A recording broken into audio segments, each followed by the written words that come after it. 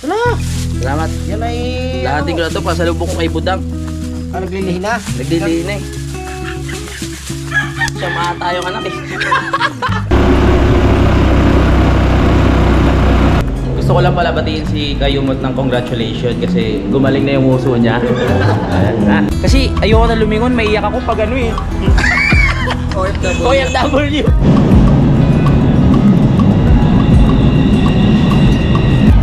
Oy! Shout out! Hey! Hey!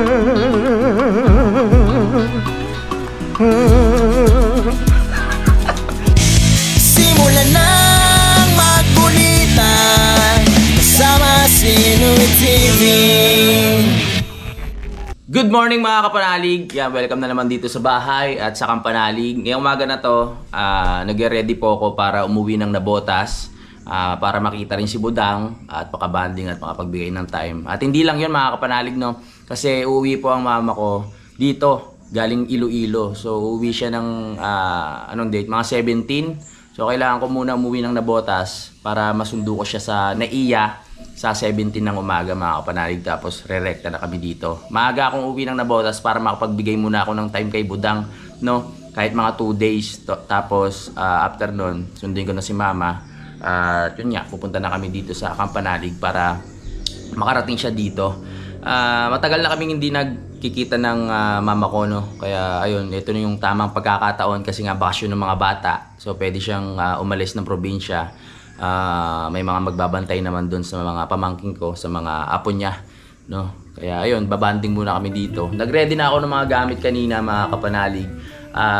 Nilagay ko na sa bag yung mga kailangan ko. So hindi naman ako magtatagal. Bali 2 days lang naman ako mawawala dito. Yun, naglaba ako ng mga konti. Dadaling ko na rin yung ibang marumi kong damit mga kapanalig para mas mabilis na rin laban doon sa Nabotas, no? At para pagbalik ko dito malinis na, mayroon na akong isusuot.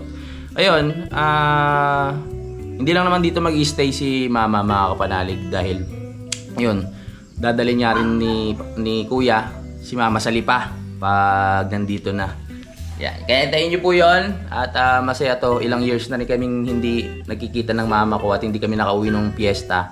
Kasi nga, pumunta kami ng Simara mga kapanalig, no? At doon kami nag-vlog. Yan, maya mga bago mag-lunch, aalis na rin ako. Kakain muna ako dito. Magbabas lang pala ako mga kapanalig, no? Kasi kung magmumotor ako, may iwan ko yung motor ko sa Nabotas kasi susunduin ko lang yung mama ko ng by grab lang po. Mag-grab lang kami. Grab papuntang Naiya, tapos grab papuntang bus station, tapos yun na, magbabas na kami. Susunduin na kami ni kuya dito sa may pinaka-boundary. Yun po ang pinaka-plano namin para mas ayos at maging komportable si mama, no? Bala nga namin angkas na lang sa motor, baka hindi siya baka mahilo. Kaya ayun, mag-grab na lang. Ngayong morning na to, si kuya at si Kayumot naglilinis po doon sa lupa ni Ma'am Sanggumay, no? So yung lupa ni Ma'am Sanggumay nandun po sa may bandang baba kasi masukal na mga kapanalig, no? At hindi nalilinisan. Kaya lilinisan na lang nila utol. Dapat kasali ako dyan kaso kailangan ko umuwi mamaya. Panoorin nyo na lang sa vlog ni Kautol or ni Kayumot kung paano nila pagagandahin itong lupa dito ni Ma'am Sanggumay tsaka ni Sir Chris Lord.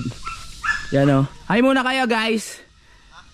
Hi. Okay, sipag Ayan po si Kautol, Ma'am Sanggumay tsaka si Kayumot. Sige dyan muna kayo Mag ready muna ako. Ito yung lupa nila mga kapanalig, no? Malawak-lawak to, nasa 200 square meter. Tatawagin ko si kuya mamaya pag ihatid niya ako sa boundary kasi nga wala akong dalang motor, magko-commute lang ako. Hatid niya ako sa may sakayan ng bus. Time check mga kapanalig, 9:54 na. Sasamahan tayo ni Utol sa boundary at ni Kayumot. Hatid muna nila ako doon. Siyempre kakain muna kami kasi di pa ata sila kumakain mga kapanalig. Let's go mga kapanalig. Tara na Kayumot. Akit muna kami. Tara na mga explorer. Inagahan ko ng alis mga kapanalig para maaga rin ako makarating sa Nabotas. Yeah. Excited na akong makasundo si mama sa Naiya. First time nun mag-aeroplano Naiya ano raw ba siya? Naiya 2? Naiya 3? Asa Naiya 3? Doon natin susunduin. Pero sa 17 pa yun. Dahan-dahan lang tayo. Medyo mabigat yung dala ko. May mga marumi kasi akong dala eh. Doon ko nalalaban. Bago tayo tumuloy sa biyahe pa boundary, hingi muna kami ng mangga dito kay Kuya Luni. Masarap kasi yung mangga dito. Namumulot pala Kuya Luni. Sakto. Dadalhin ko sa Nabotas. Hingi tayo kahit 5. May isa na kami. Oh, yan. Hingi tayo mangga kay Kuya Luni. Masarap kasi ng mangga dito yung Pico. Ito Pico, ito Indian mango. Yan. I love it. Sarap na ito. Dala, bababa ko lang yung gamit ko. Ano, wala na tayo napulot? Ha? Ay, panukit pala yun. Sige po.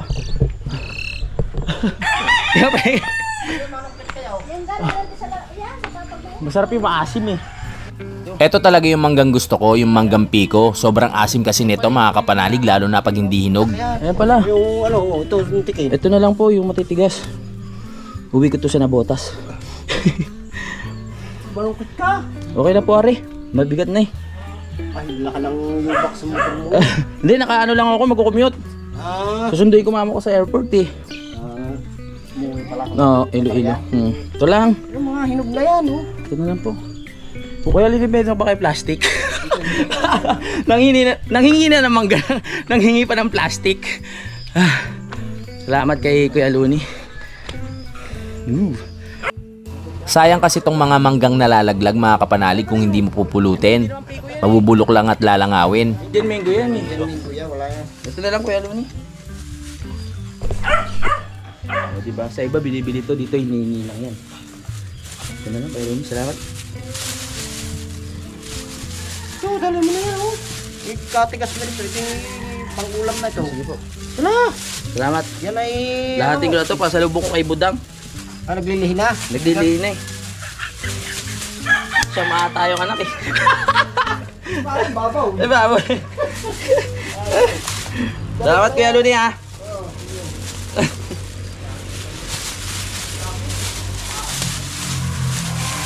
Yeah, mahilig kasi ako sa mangga eh. Tara na. Kunyari kay Budang to, pero sa totoo lang ako uubos nito. Thank you Kuya. Bawi na lang susunod. Bibigyan naman kita ng mangga sa baba. Palitan lang. Thank you. Punta na tayo ng boundary. Dahil ano pa tayo ng masarap na kakainan dun. Ito na kami tay. Hindi na ako nakatiis mga kapanalig, kaya nilantakan na natin yung mga manggang hiningi natin kay Kuya Luni. Wow! Ang sarap!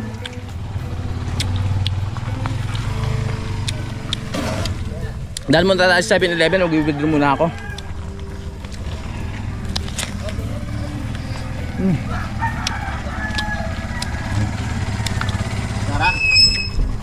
Let's go! Tara na! Woo! Ewan ko ba kung bakit ang hilig ko sa maasim na pagkain mga kapanalig. Dati nakakatatlo ko na itong Pico na to. Maliit pa to yung mga kinakain ko dati ay malalaki mga kapanalig.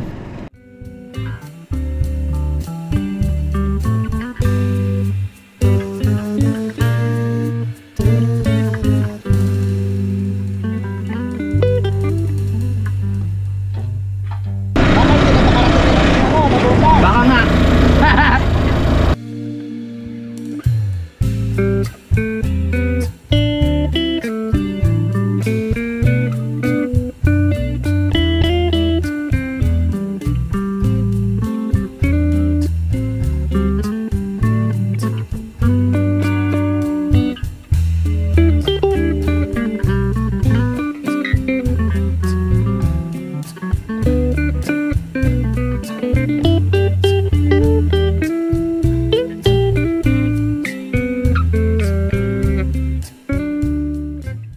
Tulad ng sabi ko, bago ako umuwi, ililibre ko muna ng pagkain si Kayumot at si Kautol. Nandito ulit kami sa reception ng kasal.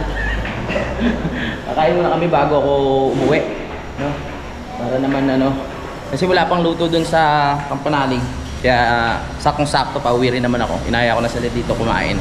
Si Utol muna ang bahala doon at saka si Kayumot. Pero 2 days lang naman ako mawawala doon sa Campanali kaya magit lang yan. Yan dahil pauwi na ako, iwanan ko muna yung mga anak ko ng ano. Mga anak, ito sa kuryente ha. Pakibayad ha, ito sa pagkain nyo. 2 araw lang naman ako mawawala. Ayan. Di pa kami nakabayad ng kuryente eh, kaya babayad muna kami. Alright. Inom muna tayong tubig.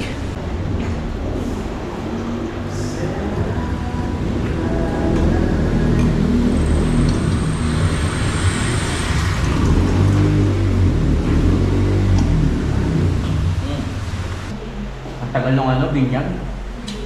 Nagutom na kami. Na ano ata tayo ng ano, organizer ah. Naunahan pa natin yung mga lilo. Hindi na kasi kami pumunta sa simbahan, dito na agad sa reception eh. Mas ninong ka pa naman. Oo nga. Sino yung mga ganun? Pag kinukuha ang ninong, hindi na pupunta sa simbahan, sa reception na lang. Minsan ganun ako yun. Hindi, joke lang. Pero importante na pupunta ako sa simbahan para ma-bless talaga. Ganun yun.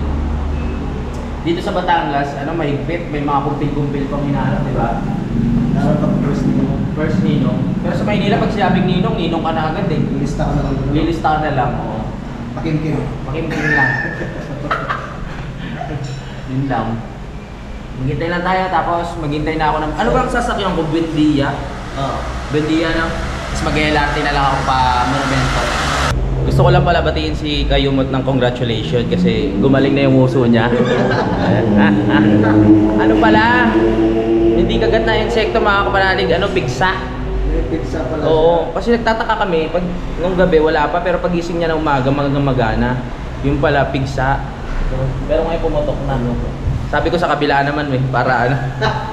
Sabi ko nga, sa puwet na lang. Sa puwet na lang? Ilang sila, hindi ka makaupo. Oo, hindi ka makaupo, mas mahirap. Ay, hindi ka inom. Hindi ba kainom ng tubig? Oo. Kaya pala. Pero nung nalaman kong pigsa, okay na rin kasi nag-aalala rin ako ng, sabi ko ang tagal na tapos hindi pa rin gumagaling kasi baka mamaya kumakalat yung kamandag nung insekto, pumunta sa utak, bigla siyang imatayin. Pero pag zombie, pero dahil pigsa lang naman pala, okay na, gumagaling naman. Walang mata, hindi natanggal. Pag hindi raw natanggal yung mata, gumagapang yun eh. Wala pang yun. Hindi, joke lang.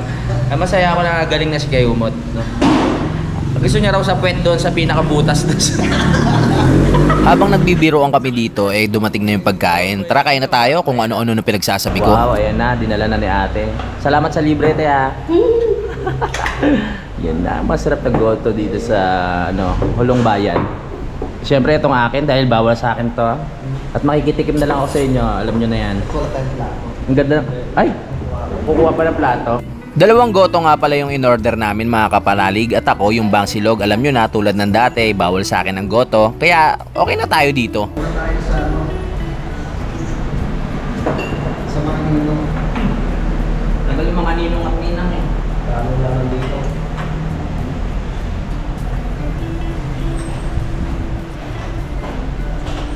Ang nasa isip ko dito ay isang kanin lang ang kakainin ko. Mahirap kasi sumakit ang tiyan pag nakasakay na sa bus. Salamat po ah.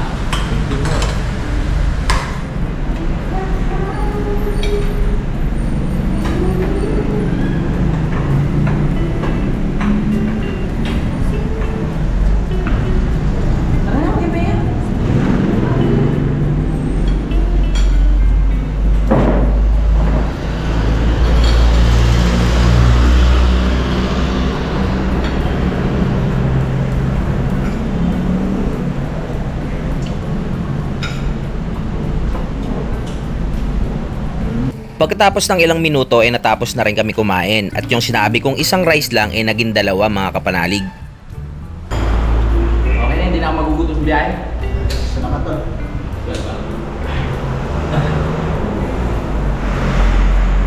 Talaga hindi ka magutom kasi may mangga ka pang baon. Ayaw nga pala. Tama.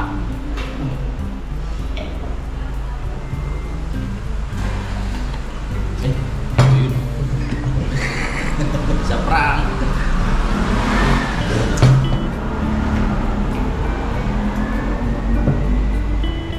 Nagpahinga lang kami ng konti pagkatapos namin kumain, tapos nagbayad na kami. Tapos na kami kumain, wala pa rin binindigan. Bayad na tayo dito. Tayo yung magbabayad. Magkano kaya ang bill natin? Karte.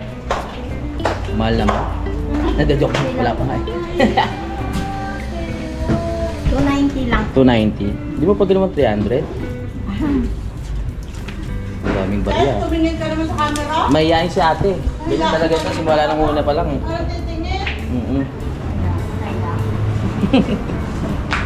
Matagal ka na ba dito, te? Ikaw ata may-ari, no? Hindi. Ay, hindi ba? Ano ulit pangalan mo? Nakalimutan ko. Natanong ko nung nakaraan eh. Elsa po. Si Elsa. Let it go.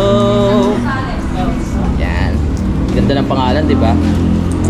Pang Disney Princess. Dito na ka. Salamat. Okay, pauwi na tayo mga kapanalig. Let's G. Tal. Wag na. Sadaan pa ako 7-Eleven. Kasi ayoko na lumingon. May iyak ako pag ano eh. OFW. Ako na ba? Ako na bahala. Sige. Oo. Ingat Tol. Bye-bye. Tayo mat. Bye. Naiyak ka, pre. Wag. Dito ako. Salamat Bye-bye. Yung mga nagpaalam, kasama ko na naman. Nakalimutan, mamimili sila dito sa boundary. Bili kami ng mga pang-ulam. Oo, bibili lang ako ng mga snacks ko sa 7-Eleven. Baka mainip ako sa bus. Meron ako ngangatain, di ba? Mahirap Bili ka yung ng sausawan. ang suka. Oh, meron ako mangga. Wala ka, te. Ano po?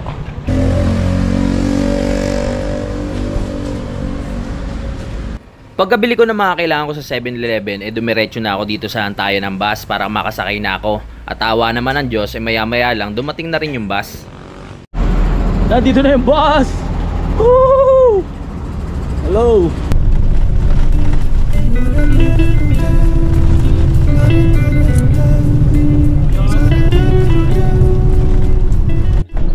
Dito ako napaupo sa bandang likuran, pero nung nagkaroon ng pagkakataon na merong lilipatan, lumipat na ako. Masyadong matagtag kasi dito sa likod mga kapanalig at hindi ka makakatulog basta-basta.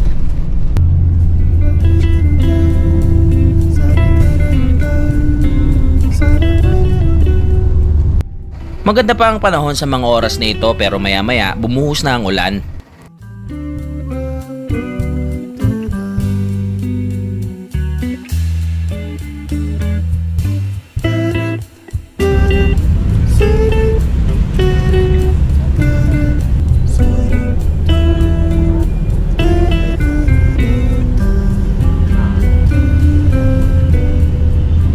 Pagdating naman dito sa may Cavitex mga kapanalig, tumigil na naman ang ulan, sumilip na ang araw.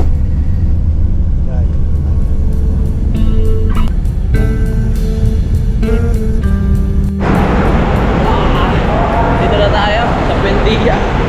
Wakas. Share muna ako bago tayo sumakay ng LRT. Woo! Init! Papunta na tayo ng LRT, mas mabilis kasi ito mga kapanalig kesa mag-grab at makakatipid pa tayo. Ayun! Uy! Nakitansa ka ha? Oo nga. Kaya kilala mo siya. Okay, thank you. Ngayon na lang ulit ako makakasakay ng LRT, medyo nahihirapan ako mga kapanalig kasi ang dami kong dala, ang bigat ng bag ko.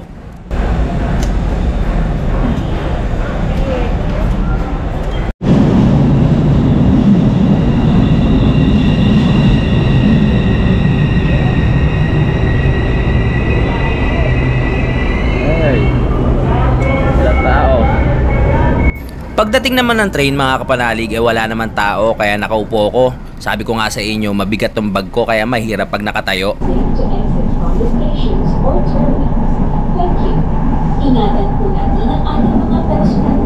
Ang bilis lang, nasa Monumento Station na tayo agad. Ang next target ko ay makahanap ng taxi mga kapanalig. Ang hirap kasi sumakay eh.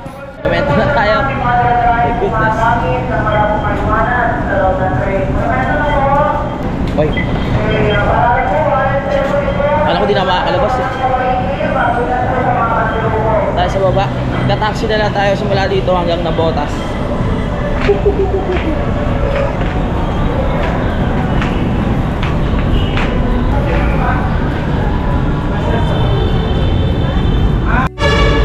Pag nag-jeep kasi tayo medyo masikip sa jeep. Kaya maghahanap na lang tayo ng taxi na pwedeng sakyan para mas mapabilis yung biyahe natin. Monumento na tayo. Gusto ko sana mag-grab kaso nga lang napapagod na ako, ang bigat ng dala natin. Hindi ko inaasahan ang hirap pala humanap ng taxi ngayon kaya nag-jeep na lang ako.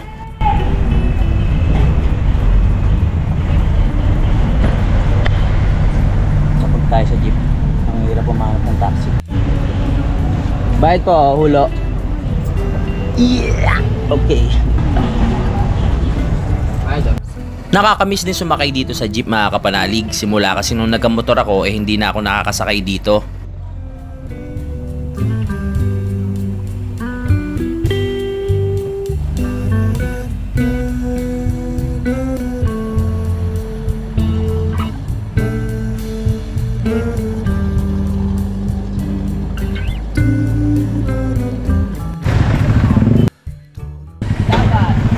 Let's go! Aray ko, lalit. Ang bigat ng dala ko. Napaka tayo. Puta, sa ulo na rin tayo. My goodness. Grabe, mag-aalas 5 na tayo nakarating dito sa may hulo. Oy! Shout out! Hey! Grabe, alas 11 yata ako umalis doon oh. Alas 10 ng umaga doon sa Batangas. Pagkarating ng Hulo Malabon ay kailangan pang sumakay ng isang tricycle bago makarating ng bahay.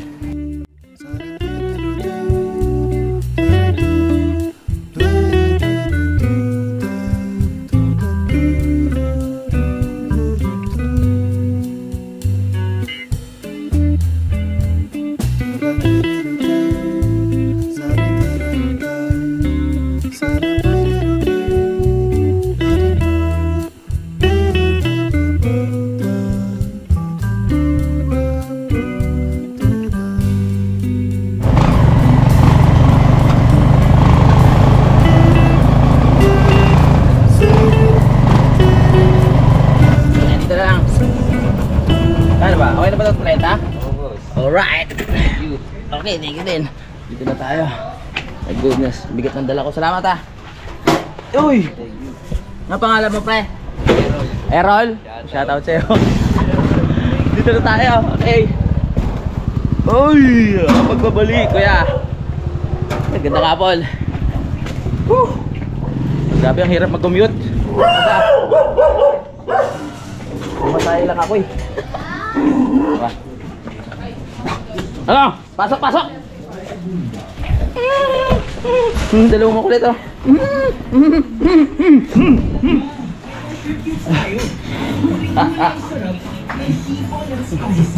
Yeah, sa wakas dito na tayo sa bahay at hintayin lang natin dumating si Budang mga kapanalig no. Sa lahat mo nang gusto balang bumili ng t-shirt, meron pa rin po tayong t-shirt. Tatanong ko si Budang mamaya kung ilan na yung nabebenta niya. Oh, ito po yung mga t-shirt oh. Itong t-shirt na pong ito ay 750 pesos lang po. Sa lahat ng gustong bumili, ito po yung Facebook account ni Budang. Yan, bili na po kayo para maubos na. Konti na lang yan mga kapanalig. Maraming salamat sa lahat ng gustong sumuporta sa aking clothing line. Thank you po. Meron tayong white and black lang po ang kulay ha. PM na po kayo. Ilalagay ko sa description yung link ng Facebook account ni Budang mga kapanalig kasi siya na yung nagbebenta ng mga t-shirt ko. Maraming salamat talaga sa suporta ninyo. Ang uwi ni Budang ay mga 6:30 pa. So nandito siya mamaya ng mga 8. No, kausapin natin siya para ma-invite din kayo na bumili rin ng mga t-shirt. Every siya nagpapadala ng t-shirt mga kapanalig Saturday kasi may pasok siya ng Monday tsaka Friday. Kaya Saturday lang siya nakapagpadala. Pag Sunday wala ata. Uy, wait. Yan sinundo na ni. Uy, ang dilim ah. Ang dilim. Dali lang ah. Dali ah. Bubuksan ko lang yung ilaw para makita nyo ako.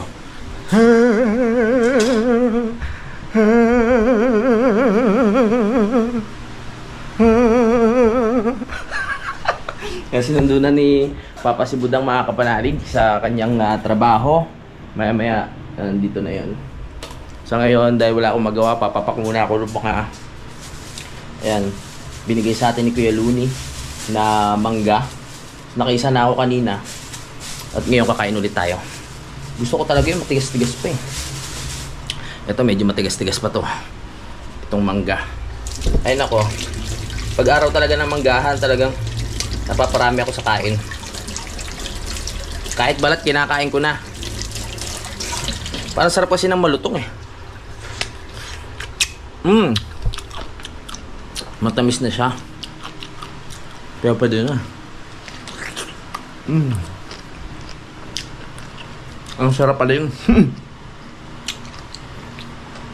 Kaya naalala ko bigla, pasalubong ko pala to. Ako yung tumitira. Ako yung kumakain. Bigla ako napatigil ah. Gusto ko lang magpasalamat mga kapanalig no, sa lahat ng naka-appreciate nung ginawa ko doon sa bahay, yung pinaka doon sa lagayan ng TV. Hanggang ano ba tawag doon? Hanggang ngayon hindi ko pa rin alam tawag doon. Tinatawag ko lamesa doon sa may lagayan ng TV no. Ayun mga kapanalig, bago ko ginawa ay talagang pinag-isipan ko po no. At habang ginagawa ko po, lahat ng pwedeng gawin doon nasa utak ko na din. Ang kaso nga lang po, talagang lahat halos nang naisip ko na ilagay doon, kulang ako sa materyales mga kapanalig. Katulad nga po nung, ayun, maraming salamat din po sa mga suggestion nyo. At alam ko na i-comment nyo po yung ganyan, kaya nakakatuwa, no? Kasi may mga nagsasuggest. Katulad po nung ilaw, sabi ko lalagyan ko, kaso nga lang, wala pa tayong materyales para sa ilaw, no? Parang, kumbaga, yung lahat lang po ng pwede, kumbaga yung ginawa ko, kung ano lang yung available na materyales, ayun lang po yung ginagawa ko. Pero dahil po sa mga kagustuhan nyo po na yan, unti-untiin ko po yan, no? Katulad ngayon nasa Maynila ako, pwede akong makabili ng mga LED lights o mas maganda nga po yun. Tapos sa plano ko nga sana doon nung una, mga kapanalig, yung nabubuksan yung harapan.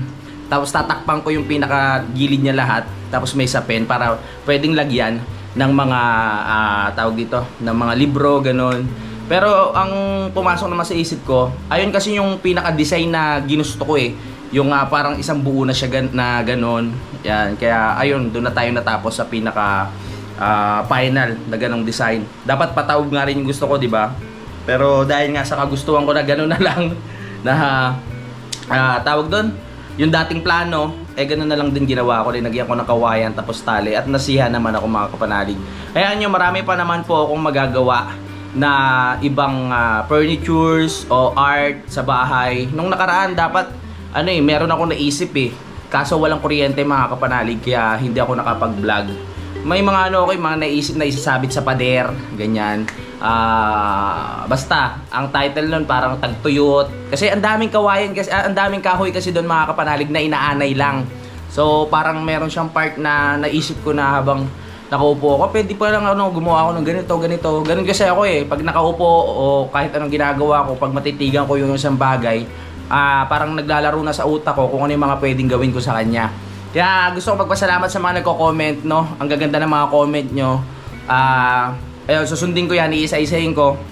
Lalo na yung unang project natin sa loob ng bahay na yon na furnitures, papagandahin pa natin yun. Lalagyan ko ng ilaw at kung ano-ano. Papakita ko sa inyo kung paano mangyayari yun. No? Ano pa ba? Marami pa, naisip ko nga, baka mapuno nga ng yung bahay, mga kapanalig, na iba't ibang gawa ko. May nabasa ako sa comment na ang daming alaala pagtanda, kasi kung mangyayari man na ako halos lahat gumawa nung gamit dun sa bahay, talagang malaking alaala po yun mga kapanalig, lalo nga po sa pagtanda ko, no? Yung mga tipong hindi mo na kaya gumawa ng kung ano-ano, wag sana umabot pala ng ganon, sana pala umabot ako ng ganong katanda, yung tinitignan mo lahat ng ginagawa mo, iniisip mo, di ba, na ayun, nung kalakasan ko ganito nagagawa ko yung mga ganyang bagay. At sana may improve ko pa ng gusto, di ba? May improve ko pa naman to, alam ko. Parang magiging style tong bahay natin ng ang motif nito parang wood and bamboo, parang ganoon mga kapanalig. Pero kailangan lang talaga natin alagaan at bantayan yung mga gagawin ko, kasi nga maanay nga sa lugar na yon. So dapat meron naka-ready lagi na gamot para sa mga insekto. Kaya katulad ng anay, yun pinaka number 1. Kaya mag-i-stock ako doon para kung sakaling meron, sprayer agad. Medyo mabaho nga lang yun, no? Yung pangontrang anay, pero ayos lang yun kaysa naman mabulok mga kapanalig. Iniisip ko nga kung pati yung hagdan gawin ko na rin kahoy buo. Kaso sasakit nga lang ulo ko pag lahat naman kahoy, kasi syempre Kailangan alagaan mo talaga ng gusto, di ba?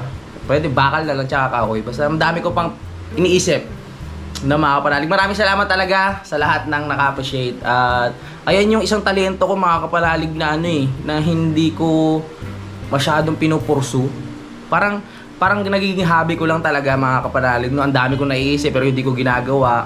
Pero pag pinagpokusan ko siya mga kapanalig, kunyari talaga magpo-focus ako sa isang art, meron akong maiisip at meron akong maiisip kaso nga lang syempre busy sa sa pagba-vlog kaya hindi ko na rin nagagawa.